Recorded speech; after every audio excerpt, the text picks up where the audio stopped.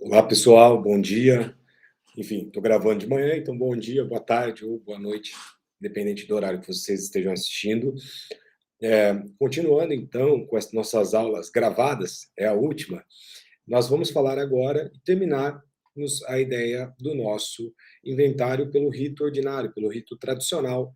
Lembrando que a gente está falando aqui, por enquanto, dos inventários judiciais, tá? Que compreendem este, que é o tradicional, o comum, que nós chamamos, o arrolamento sumário e o arrolamento também ordinário, perfeito? Vamos lá então concluir essa ideia e para isso eu fiz algo diferente nessa aula, tá? Eu vou encaminhar para vocês posteriormente alguns, alguns um documento em doc, um Word, referente a algumas jurisprudências que eu vou passar aqui para vocês, tá? Mas basicamente, para a gente não ficar somente com um slide com letra de lei, fica muito mais fácil e lógico nós estipularmos ali um compartilhamento de tela com o nosso Código de Processo Civil, que é a legislação pertinente no procedimento do inventário judicial pelo rito comum.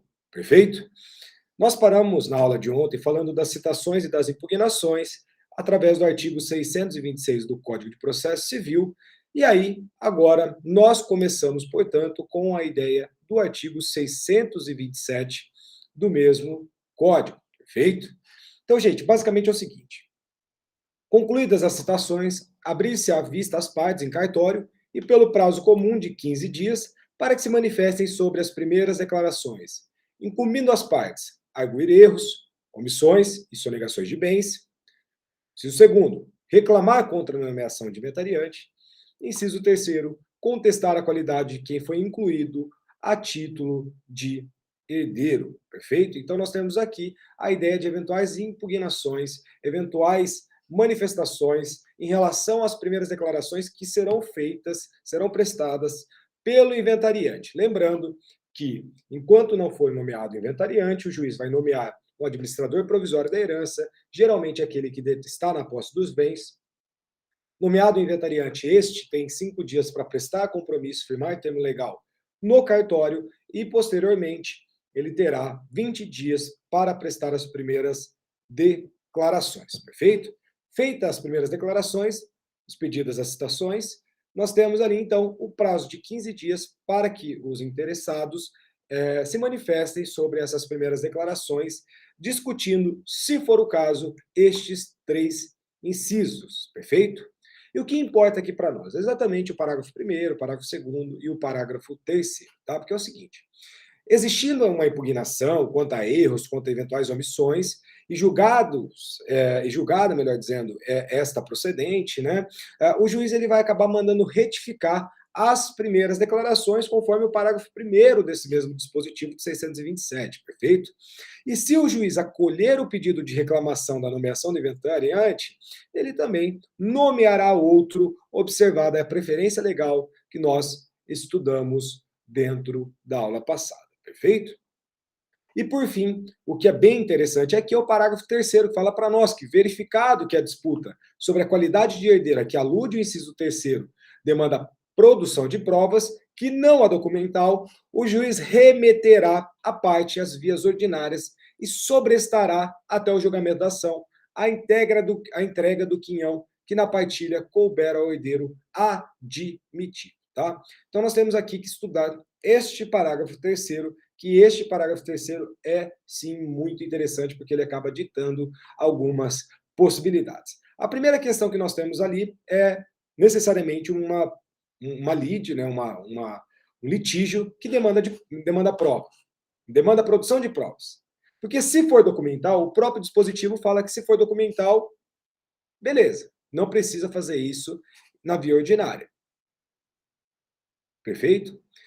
Mas, se necessariamente precisar da produção das provas, o juiz remeterá a parte para as vias ordinárias e vai sobrestar, vai parar, vamos dizer assim, vai suspender até o julgamento da ação ordinária, que está discutindo a qualidade de herdeiro, a entrega do quinhão na partilha que couber ao herdeiro, que será admitido dentro do processo que tramitará na via ordinária. Perfeito, gente? Então, nós temos aqui um comando bem interessante, que acabava aparecendo assim muito no caso em que se discutia a união estável, né? A caracterização da união estável, e é nítido que quando nós tínhamos a figura do companheiro, do companheira, se discutia, né? Será que se fazia necessária fazer um reconhecimento de união estável pós-mortem, né? O reconhecimento da união estável pós-mortem, quem é o polo passivo? São os herdeiros, tá, desse falecido. Será que isso demandaria necessariamente um processo, né, pela via ordinária, ou será que poderia ser discutido isso dentro dos próprios autos, tá? Então, o que nós temos aqui dentro deste caso? Primeiro, gente, houve de fato uma mudança paradigmática dentro do nosso sistema, porque hoje a companheiro e o companheiro, nós já sabemos, são sim herdeiros necessários, e muito além disso, artigo 1790 do Código Civil, julgado inconstitucional no ano de 2017, perfeito? Então, existiam já inúmeras jurisprudências no âmbito dos tribunais de justiça que vinham sim entendendo que a existência da união estável, livre, a existência de uma união estável informal seria uma questão de uma autoindagação, perfeito? E perceba que a ideia da autoindagação, infelizmente, é algo que submete a um grau de subjetividade. O que pode ser algo complexo para determinado magistrado, não necessariamente será complexo para outra magistrada. Então, existiam, sim, alguns julgados nas cortes estaduais que colocava ali que, como nós tínhamos uma questão de autoindagação no que se refere à questão das uniões estáveis, esta indagação deveria ser resolvida no âmbito próprio, via ordinária, e aí sim sobrestaria o procedimento do inventário, tá? Vou fazer o seguinte, gente, eu vou interromper o compartilhamento do CPC, passo ao compartilhamento, vou fazer assim que eu acho que fica até mais didático para vocês, passo ao compartilhamento das jurisprudências que eu comentei com você, e vamos começar aqui com estas, enfim, 4 jurisprudências que valem a pena nós estudarmos, tá? A primeira delas fala para nós, lá do Tribunal de Justiça do Estado de São Paulo, o seguinte, deixa eu até aqui aumentar um pouquinho, que eu acho que fica até melhor para vocês. Olha lá, inventário. O caso encerra a típica hipótese de questão de autoindagação, a qual deve ser solucionada em ação própria, tal como decorre do artigo 984 do CPC. Gente, aqui é o seguinte, CPC de 73, mesmo aqui, só muda uma questãozinha ali que acaba não sendo de alta relevância, mas são correspondentes, isso que importa. Então, o fato de agravante receber benefício previdenciário na qualidade de companheiro do falecido é insuficiente para habilitá-la como herdeira nos autos de inventário, seja porque a união estável é objeto de impugnação consistente, seja pela necessidade de se definirem os termos iniciais e final da convivência, o que é dado relevante para a partilha dos bens do autor da herança. Recurso provido em parte. Então, aqui, basicamente, o Tribunal de Justiça de São Paulo falando assim, tá, vocês vão ter que discutir isso, mas vocês vão discutir isso lá na via ordinária. Por quê? Porque a gente precisa estabelecer o marco temporal do início da união estável. O término é nítido que o final vai ser o falecimento do autor, né, ou da autora da herança. Mas o início é nítido que você precisa provar, precisa levar essa documentação para, sobretudo às vezes questões fáticas, testemunhas, etc., no âmbito, portanto, da via ordinária, e não caberia o âmbito de discutir isso dentro do próprio inventário. Esse que é o nosso ponto, né? Se precisa remeter para a via ordinária ou se nós conseguimos discutir isso dentro do próprio inventário. Segunda jurisprudência, aqui, ó, TJ do Paraná, ó, aqui, nossa queridíssima Londrina, ó. Agravo de instrumento, ação de inventário, reconhecimento incidental de união estável, impossibilidade, no caso, questão de autoindagação, matéria remetida às vias ordinárias, recurso conhecido e desprovido. E, por fim, aqui do Tribunal de Justiça de São Paulo também, como no primeiro caso, inventário, alegação de união estável, necessidade de ação própria, matéria de autoindagação, recurso improvido. Perfeito, gente? Então, aqui nós temos 3 julgados que acaba colocando para nós alguma situação em que se colocava o conceito de alta complexidade. Por que disso? E eu justifico. O conceito de alta complexidade, ele estava previsto no artigo correspondente, que é esse que eles fazem menção incessantemente, aí, que era o artigo 1000, artigo, como nós pegamos aqui no primeiro caso, né, esse artigo 984, enfim. Nós tínhamos o emprego do termo alta complexidade.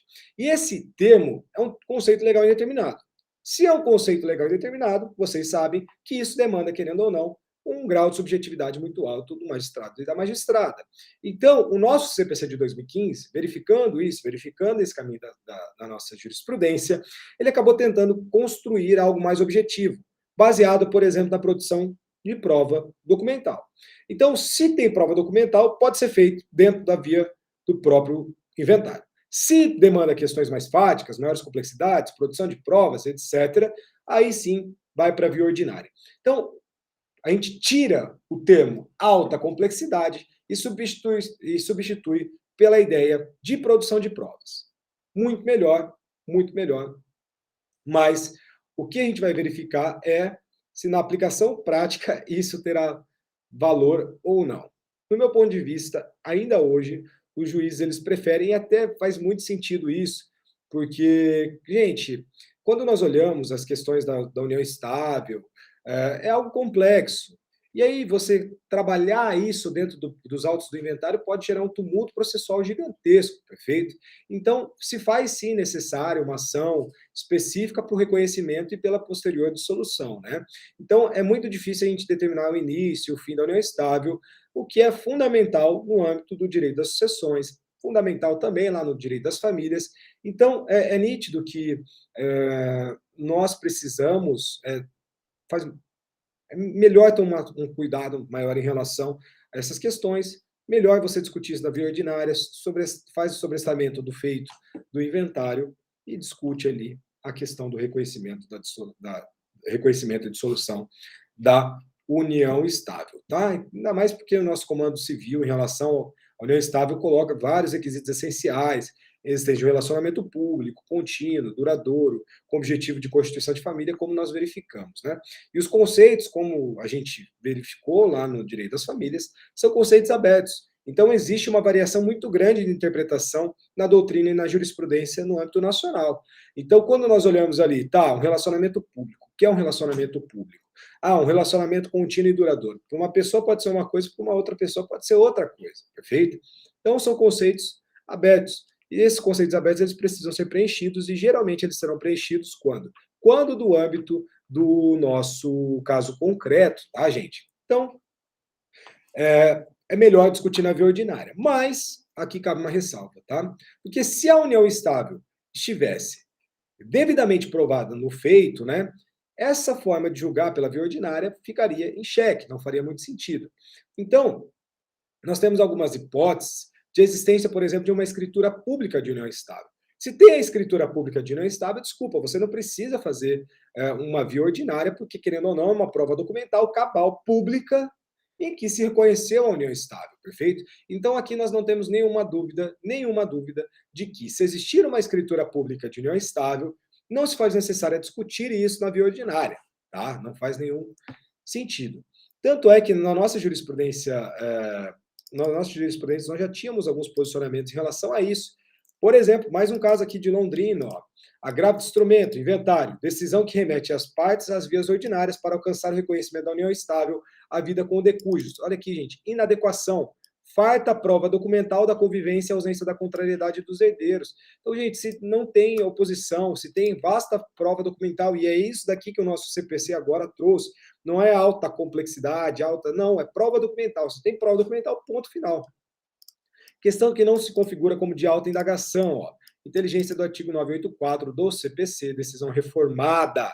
Então, não precisou ir para a via ordinária.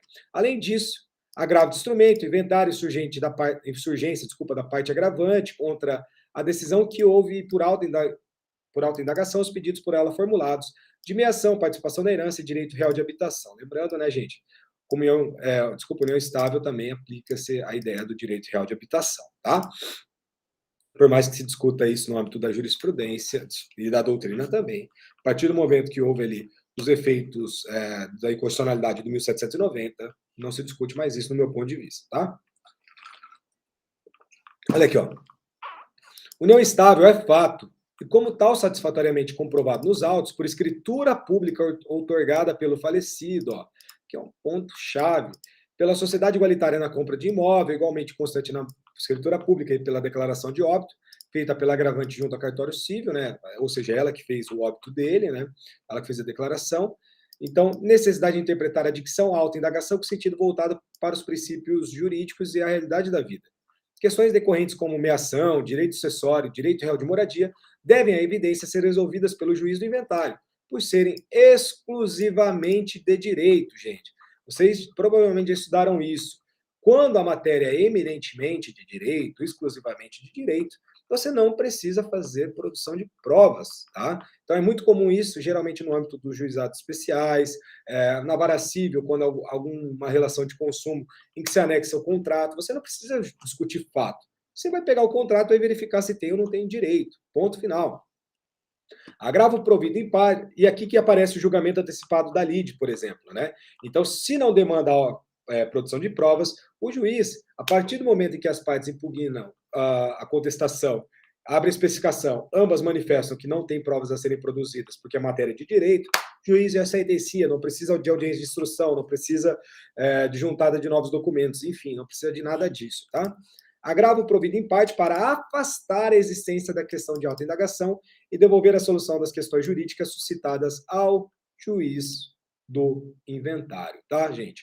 E o mais interessante de tudo aqui é este próximo julgado, que é proveniente do STJ do ano de 2017, e aqui nós estamos falando, gente, de uma decisão recente, de uma decisão já com o CPC de 2015 sendo aplicada. Então, vamos olhar o que a ministra Nancy Andrighi falou para nós no ano de 2017. Ó. O reconhecimento de união estável em sede de inventário é possível quando esta puder ser comprovada por documentos em conteste juntados aos autos do processo, gente. Aqui, ó. Documentação, produção de provas. Se precisa de produção de provas, vias ordinárias. Não precisa, próprio inventário. Em sede de inventário, a falta de determinação do marco inicial da união estável só importa na anulação do seu reconhecimento se houver demonstração concreta de que a partilha será prejudicada pela indefinição da duração do relacionamento marital, perfeito? Então, gente, é nítido que, vamos supor, vocês poderiam me perguntar, mas professor, escritura pública é suficiente? É suficiente. Além disso, eventual pensão vitalícia publicada no Diário Oficial da União, que concede a pensão vitalícia em virtude da morte do companheiro. Tudo isso são documentos que são incontestáveis, são documentos que, se você juntar nos autos do inventário, provavelmente vai ser resguardado ali, eventual meação, se for o caso, eventual herança também, beleza, gente? Então, nós temos aqui muita tranquilidade em relação a isso. Quando precisa de produção de provas, via ordinária. Não precisou? Tem documento? Escritura pública. Mesmo que não tiver nenhuma escritura pública, algum documento particular e sem impugnação, sem manifestação no sentido contrário dos nossos eventuais outros herdeiros, ponto final, tá? Ponto final. Não precisa ir para a via ordinária, não precisa sobrestar o inventário, que, querendo ou não, vai levar um tempo grande para terminar de discutir a existência ou não da nossa união estável. Perfeito, gente? Bem, deixa eu tirar essa daqui, né? Porque já está repetida. E então, avançando aqui para nós, no nosso caso, né, gente? Basicamente, deixa eu aqui voltar para o CPC, né?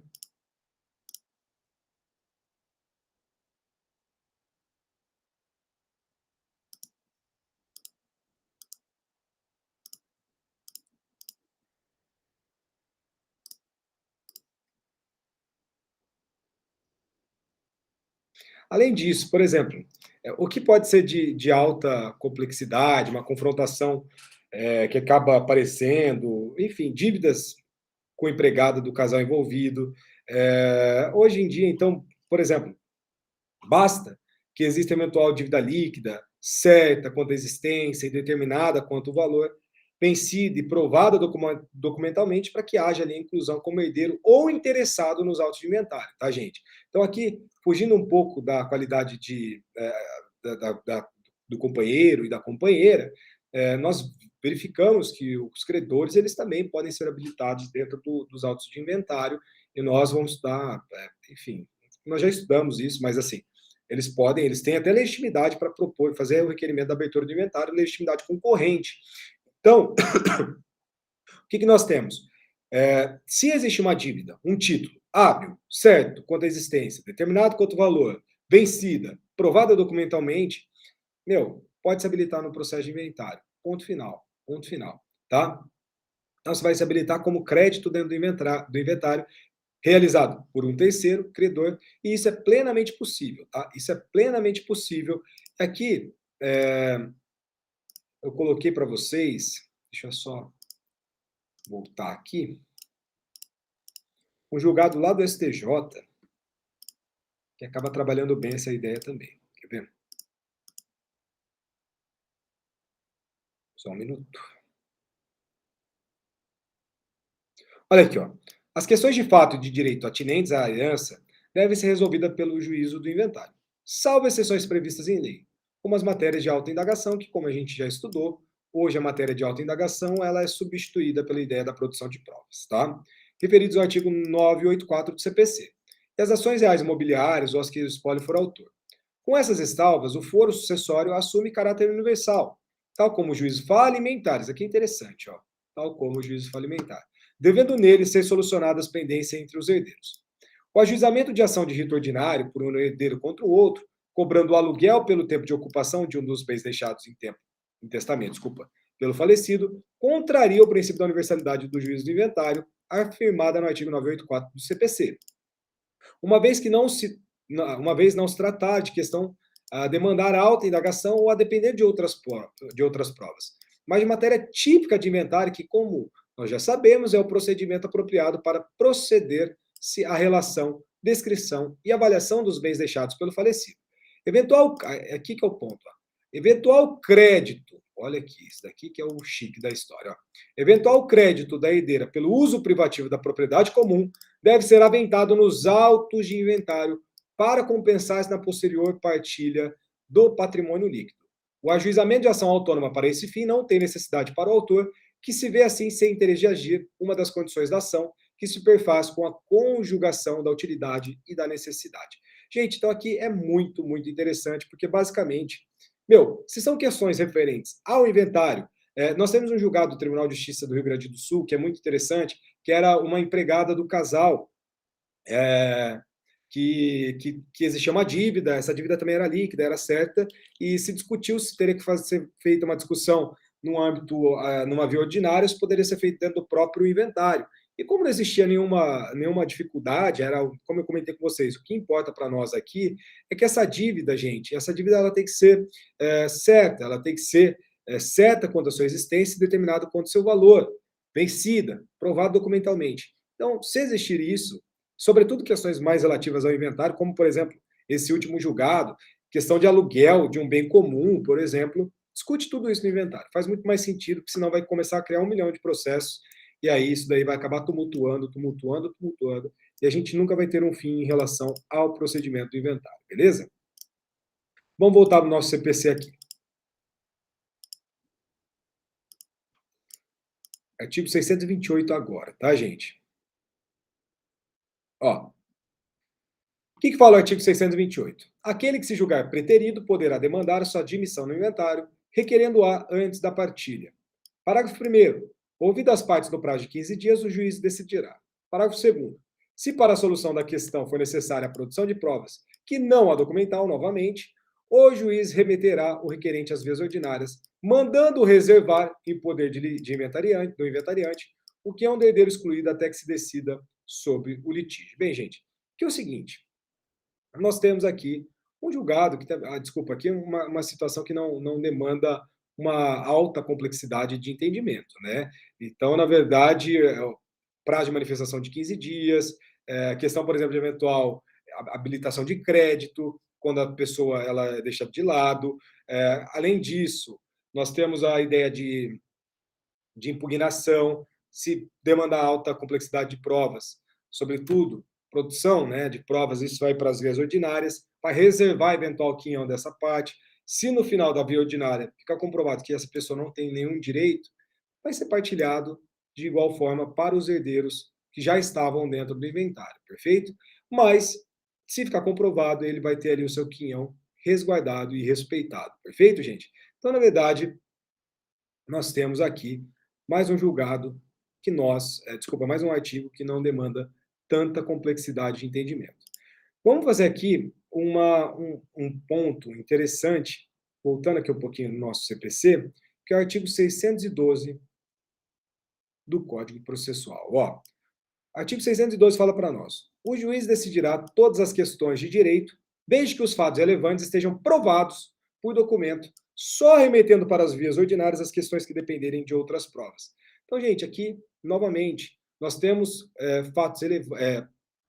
nós temos aqui, então, fatos relevantes que sejam provados por documento. Aqui a gente afasta toda a subjetividade que existia no nosso antigo artigo 984 do CPC de 73, eu tenho ele aberto aqui do lado, que falava para nós: o juiz decidirá todas as questões de direito e também as questões de fato, quando se achar provado por documento, só remetendo para os meios ordinários as que demandarem alta indagação ou dependerem de outras provas. Nós tiramos tudo isso. Então, hoje, por exemplo, nós só remetemos para as vias ordinárias quando for caso de outras provas, como, por exemplo, oitiva de testemunha. Então, não existe mais questões referentes a altas indagações, que era um termo indeterminado, como nós já vimos, nós afastamos absolutamente tudo em relação a isso. E, encerrando essa fase, né, do nosso inventário comum, nós temos o artigo 629 do CPC, que fala para nós: a Fazenda Pública, no prazo de 15 dias, após a vista do que trata o artigo 627, informará ao juízo, de acordo com os dados que constam do seu cadastro imobiliário, o valor dos bens de raiz descritos nas primeiras declarações. Perfeito? Gente, aqui o negócio é o seguinte, tá? Esse artigo 629 do nosso CPC é algo que está previsto, só que o que a parte pode fazer? Ela já pode antecipar. Vá à prefeitura, independente da localidade que seja, e pegue uma certidão de avaliação de TBI. A nossa resolução de TCMD aqui do Estado do Paraná fala que o valor de avaliação tem que ser o valor mais próximo de mercado. A gente não tem muito parâmetro. Imagina, onerar cada vez mais os herdeiros. Vou precisar contratar um corretor de imóveis para fazer a avaliação dos bens imóveis. Não se faz necessário isso. O que você faz? Vá até a prefeitura da localidade que situou o bem, peça uma certidão de avaliação de TBI. Porque é o seguinte: quando nós compramos e vendemos eventuais bens imóveis, você precisa recolher o imposto municipal, que é o ITBI. Então, todas as prefeituras têm lá um valor que entende que é o valor aproximado, assim, entre aspas, de mercado. Já comentei alguns exemplos. Londrina, qual que é o valor que acaba utilizando para ITBI? Valor venal, que é o mesmo valor emitido ali para fins de IPTU. Geralmente, o valor venal é um pouco mais abaixo do que o valor aproximado de mercado. O município de Biporã, como que é? Tem o valor venal, que é o valor do IPTU, nós multiplicamos por 2 e descontamos 30%. Beleza? Sertanópolis é o valor da última escritura pública registrada na localidade próxima, na mesma quadra, por exemplo, e nitidamente com uma metragem semelhante, né? Aí vai fazer mais ou menos uma regra de 3. Então, cada município tem uma regra própria. Então, dá para você se antecipar em relação a isso e já, dentro das primeiras declarações, atribuir o valor aos bens, tá? Não tem nenhum problema fazer isso, é até recomendável que se faça, para tentar ali acelerar e ser mais transparente possível dentro do nosso CPC, perfeito? Então, nós temos uma redução, uma diferença em relação ao nosso CPC de 73, que o CPC de 73 falava lá o prazo de 20 dias, agora existe uma redução do prazo de 15 dias. Bem, continuando aqui, nós temos os artigos 630 até o artigo 638, que vai falar para nós da avaliação e do cálculo do imposto. Então, aqui nós temos regras quanto à avaliação dos bens e ao cálculo do imposto. A primeira das regras acaba instituindo que, terminado esse prazo de 15 dias para a manifestação em relação às primeiras declarações, e não havendo qualquer impugnação ou já tenha se decidido qualquer questão que tinha sido oposta, o juiz vai nomear um perito para avaliar os bens do espólio, e se não houver na demanda, na comarca, melhor dizendo, um avaliador judicial. Tá? Geralmente tem um avaliador judicial, geralmente acaba até acumulando cargos, né, de distribuidor, enfim. Então, nós temos ali a nomeação de um perito ou do próprio avaliador judicial. Perito quando não tem um avaliador judicial, quando tem o avaliador judicial, dispensa-se o perito, tá, gente? Essa avaliação, ela seria dispensada do ponto de vista fiscal quando já existir prova do valor dos bens cadastrados pelo poder público municipal por exemplo, para fins de cobrança de IPTU. Então, o que eu falei para vocês, antecipe, tá? Acaba antecipando. Levem isso para o juiz, tá? Já levem isso para o juiz, porque até mesmo para o avaliador vai ser muito positivo você já levar isso, porque querendo ou não, é muito interessante, porque, por exemplo, o Nelson Neri Júnior, a professora Rosa Maria de Andrade Neri, ela já fala, eles entendem que essa avaliação seria dispensada se você levasse isso para o juiz. Por que eu falo isso? No âmbito do extrajudicial, você acaba se utilizando dessa avaliação da prefeitura. Então, quando você faz no cartório, você utiliza as avaliações da prefeitura, dentro de cada regra lá no valor do ITBI, perfeito? E a resolução, que é um ponto interessante, a resolução da Secretaria do Estado da Fazenda fala para nós que o valor atribuído ao bem não pode ser menor que o valor de cálculo de ITBI. Pode ser maior, mas menor não. Então é um parâmetro. A própria Cefa, a própria Secretaria de Fazenda, ela reconhece essa questão, beleza? Então não tem nenhum ponto. Então, esse entendimento acaba, no caso, né, de você dispensar o avaliador judicial, se existir esse cadastro, e existe sempre esse cadastro, que você, querendo ou não, acaba ajudando, né? Você acaba acelerando, você acaba agilizando, esse é o termo que eu queria falar, os procedimentos judiciais. Além disso, nós temos a ideia do estabelecimento empresarial, né? No estabelecimento empresarial, nós temos aqui uma dificuldade um pouquinho maior, porque quando precisa fazer alguma apuração, e lembrando, gente, a gente está aqui na via do inventário comum, e geralmente existe litígio, não existe um grau de consensualidade, então geralmente aqui vai precisar de perito para tudo, tá? Mas se não existir, depois nós vamos falar do arrolamento, porque quando está todo mundo de acordo, é mais fácil sempre o arrolamento. Então, geralmente, quando a gente está falando dessas regras de inventário comum, é gente que não está satisfeito com o negócio. É litigância. Litigantes, litigantes, litigantes. Então, vai ter perito, vai ter impugnação em relação ao valor de nomeação de perito ou avaliador judicial para os bens imóveis. Sociedade empresarial, é mais complexo ainda, porque tem que fazer apuração de haveres, tem que fazer, no caso, as avaliações das cotas. Lembrando, o valor da cota nominal não é o valor de mercado. Por exemplo, no inventário extrajudicial também, inventário cartorário, o que a gente faz? O que a gente atribui? O que a Secretaria de Estado da Fazenda fala para nós?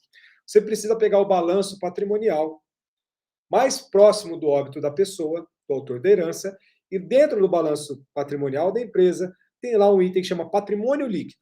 Patrimônio líquido é o valor que nós vamos atribuir para aquela empresa. Então, vamos imaginar que a pessoa tem lá 50% tem 20 mil cotas de uma sociedade, tem 40 mil cotas, ou seja, tem 50% de uma sociedade, e essa sociedade atribui R$ 1 para cada cota, ou seja, valor nominal R$ 40 mil, sendo divididos 20 mil para um sócio e 20 mil para outro sócio. É esse o valor que você vai lançar quando o sócio falecer? R$ 20 mil? Não, não é. A gente precisa pegar o balanço patrimonial e verificar aquilo que chama patrimônio líquido. Vamos imaginar que o patrimônio líquido dessa empresa, que tem valor nominal de R$ 40 mil, tem um patrimônio líquido de 1 milhão, a gente vai atribuir para este falecido, que tinha 50% dessa empresa, ou seja, 20 mil cotas, o valor de R$ 500 mil e não o valor de R$ 20 mil, perfeito? Então, isso no âmbito da via extrajudicial. No arrolamento, você pode fazer isso também? Pode fazer isso também. Mas, como eu estou comentando, quando nós estamos falando de inventário comum, e é o que nós estamos tratando na aula de hoje e nas aulas passadas, é litígio. E sendo litígio, vai ter nomeação de um perito para avaliação das cotas e apuração de haveres, tá, gente? Então, vai existir avaliação das cotas. A gente não fala mais levantamento do balanço, porque nós temos a dissolução parcial da sociedade, existe uma série de questões que serão consideradas, tá? Em relação ao procedimento da avaliação, né? Como nós olhamos ali no artigo 231, fala para nós, ó, ao avaliar os bens do espólio, o perito observará no que for aplicado nos artigos 872 e 873, gente. Então, quando nós olhamos aqui o artigo 872 e 873, onde nós vamos cair? Ó, exatamente dentro das questões da avaliação previstas na nossa subseção 11 do nosso CPC, que vai falar das regras de avaliação gerais, tá? Então, nós aplicamos, dentro do artigo 631, as regras gerais de avaliação, lá do artigo 872 e do artigo 873 do nosso CPC, beleza? Além disso, vamos lá.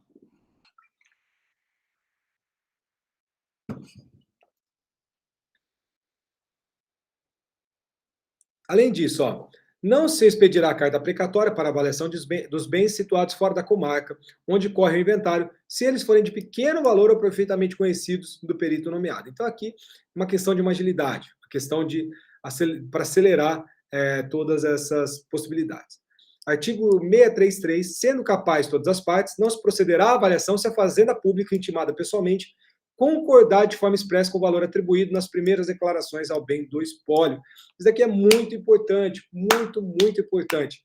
Se você pega uma diacho de uma certidão de avaliação da prefeitura e leva isso para o juízo, aqui a gente vai estar falando da Fazenda Pública Estadual, via de regra, né? Porque a Fazenda Pública, que é responsável pelo lançamento do ITCMD e tem interesse, é a Fazenda Pública Estadual.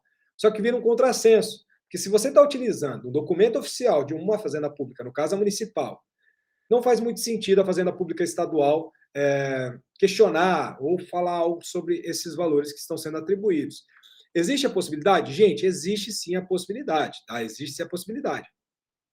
Eu tenho um mandado de segurança que está em trâmite, provavelmente vou ter que ir para ação declaratória, de um imóvel em Maringá que, assim, eu não consigo entender, infelizmente, que o auditor da Receita acabou entendendo para atribuir um valor. Ele basicamente tem, assim, no inventário tem algumas propriedades, mas tem uma propriedade que está dentro da mesma quadra de uma outra propriedade, no mesma metragem, uma tem um barracão de benfeitoria, a outra é só um lote, está vazio, não tem benfeitoria nenhuma.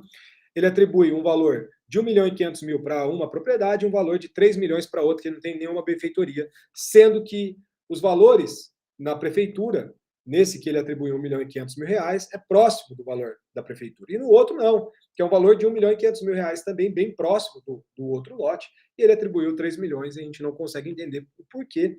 Nitidamente, fizemos várias avaliações, contratamos, na verdade, 4 corretores de imóveis para este imóvel, que foi o que mais deu uma insurgência de valor, e entramos com mandado de segurança, está pendente de análise, perfeito? Avançando aqui, gente, artigo 634. Ah, desculpa, já falamos já. Ah, não, 634. Se os herdeiros concordarem com o valor dos bens declarados pela Fazenda Pública, a avaliação se iniciar aos demais. Aqui também faz muito sentido, né? Porque se concordar com o valor, vai continuar dentro do valor da Fazenda Pública, tá? Artigo 635. Entregue o laudo de avaliação, o juiz mandará que as partes se manifestem no prazo de 15 dias, que correrá em cartório. Falar aqui, né, em relação à impugnação, tudo, mas enfim. Entregue ao laudo de avaliação, pelo perito, pelo avaliador judicial, o juiz vai mandar que eles se manifestem no prazo de 15 dias, as partes, tá? Então, antigamente, CPC de 73 falava 10, hoje é 15. Ou seja, a gente tem um padrão de 15 dias para absolutamente tudo. Tudo. Com exceção ali do caso do termo de compromisso do inventariante, tá? Então, temos lá o prazo de impugnação. O parágrafo 1º fala da impugnação, né? Então, se existir impugnação quanto ao valor atribuído aos bens pelo perito, o juiz vai decidir de plano à vista do que constar dos autos, tá? Se ele julgar procedente a impugnação, o juiz determinará que o perito retifique a avaliação, observando os fundamentos da decisão. Então, gente, aqui é um negócio seguinte: existe a possibilidade de impugnação. Às vezes, o avaliador judicial tem uma competência técnica inferior a uma série de corretores de imóveis. Além disso, vamos imaginar, foi atribuído um apartamento, o valor de R$1 milhão. Aí você entra nos sites disponíveis na internet, de venda de imóvel, você localiza 3 imóveis no mesmo prédio, sendo avaliados no valor de R$600 mil. Então, por que dessa discrepância de R$400 mil no mesmo prédio? Então, não faz muito sentido. Você consegue sim impugnar, inclusive, como eu comentei, eu estou impugnando um, mas foi na via extrajudicial, por isso que eu entrei com mandado de segurança. Se fosse na via judicial, a gente poderia aplicar esse artigo 635 do CPC. Avançando. Artigo 636. Aceito o laudo ou resolvidas as impugnações suscitadas a seu respeito, lavrar-se-á em seguida o termo de últimas declarações, no qual o inventariante poderá emendar, aditar ou completar, as primeiras. Então, aqui, gente, a gente já está caminhando de fato para o final, né? Faz lá administração provisória, nomeia inventariante, presta compromisso, primeiras declarações, chama todo mundo, vai existir impugnação, não vai existir, tem questões pendentes para análise, tinha união estável, não tinha, demanda prova, não demanda prova. Se não tiver nenhum problema, vai correndo, chama a Fazenda Pública, Fazenda Pública, concorda com os valores atribuídos? Não, não concordo. Entendo que são esses valores. Ah, então vamos levar para o perito. O perito vai fazer a avaliação desses bens, perito ou avaliador judicial, vai transcorrendo o processo, tá? Terminada essa fase, o que nós temos? Né? Nós temos a possibilidade de fazer as últimas declarações, que na verdade é aquela ideia de emendar, de completar as primeiras. Aqui, geralmente, eu acabo fazendo as primeiras declarações como se elas já fossem as últimas, né? Você tem que antecipar, você tem que fazer o processo ser mais limpo, mais tranquilo, mais factível, mais fácil de leitura por toda a assessoria, pelo magistrado, para que não exista nenhuma dificuldade técnica em relação ao procedimento, perfeito? Além disso, ó, artigo 637 do nosso CPC. Ouvidas as partes sobre as últimas declarações, no prazo comum de 15 dias, proceder-se ao cálculo do tributo. Então, gente, primeiro a gente faz todo o levantamento dos valores. Últimas declarações. Depois das últimas declarações, nós temos ali o prazo de 15 dias para proceder o cálculo do imposto. Ou seja, que é o ponto mais temido, né? Que é o lançamento do nosso ITCMD. Então, vai lá, aqui hoje nós temos o sistema ITCMD Web, né, da Cefa Paraná.